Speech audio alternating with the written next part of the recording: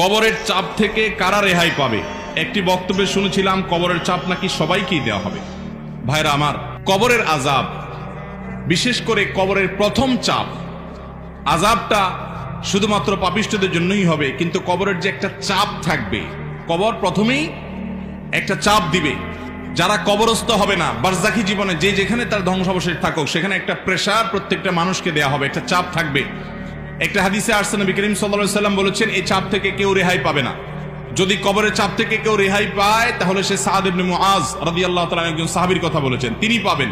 এছাড়া আর কেউ কবরের চাপ থেকে রেহাই পাবে না। তবে এটা আলমুল গায়েবের বিষয়, কেমন হবে সেটা একমাত্র আল্লাহ ভালো জানেন। এটা ঠিক, যারা ঈমানদার তাদের চাপটা হবে সহনীয়, যারা বেঈমান তাদের চাপটা হবে অসহনীয়।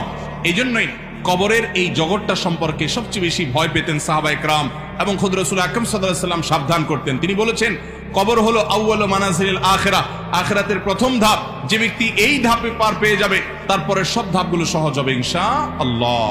অতএব ভাইরা আমার, কবরের এই চাপ থেকে আসলেই কেউই রেহাই পাবে না। এমনকি মুসলমানদেরকেও, ঈমানদারদেরকেও চাপটা দেওয়া হবে, তবে তাদেরটা কাফের এবং পাপিষ্ঠদের চাইতে ভিন্নতর হবে, সহজতর হবে, কিন্তু হবে। সে হাদিস কিন্তু আছে, তার ধরন কেমন হবে সেটা একমাত্র আল্লাহ তাআলা ভালো জানেন। এই জন্যই কবরের এই জায়গাটা নিয়ে আমাদের সব সময় চিন্তা থাকা উচিত, পেরেশানি থাকা উচিত। বিশেষ করে কবরের যে আযাব হবে, সওয়াল জবাব হবে, এগুলো থেকে মুক্ত হওয়ার জন্য, বিশেষ করে আযাব থেকে বাঁচার জন্য আমাদেরকে কিছু আমল করতে হবে। যেমন যারা চগলখুরি করে, তাদের কবরের আযাবের আশঙ্কা বেশি হয়। এই জন্য চগলখুরি ত্যাগ করা, এটা কবরের আযাব থেকে মুক্ত থাকার জন্য পূর্ব শর্ত।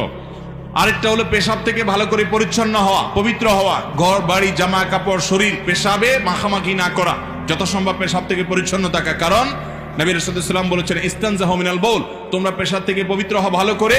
ফাইন্না আম্মাতা আযাবিল কবরি মিনহু, কারণ বেশিরভাগ কবরের আযাব পেশাবের কারণে হয়। এই জন্য পেশাব থেকে পরিচ্ছন্ন হতে হবে। কবরের আযাব থেকে মুক্ত থাকার জন্য, নাজাতের জন্য রাতে সূরা মুলক তেলাওয়াত করতে হবে। নবী সাল্লাল্লাহু আলাইহি ওয়াসাল্লাম বলেছেন, যারা রাতে শোয়ার আগে সূরা মুলক তেলাওয়াত করে, আল্লাহ তাআলা তাদেরকে কবরের ফিতনা থেকে বাঁচিয়ে রাখেন। ঠিক একইভাবে কবরের আযাব থেকে বাঁচার জন্য সাধারণত যে কোনো গুনাহ থেকে আমাদের বেঁচে থাকতে হবে। আল্লাহ তাআলা আমাদের সবাইকে সেই তৌফিক দান করুন।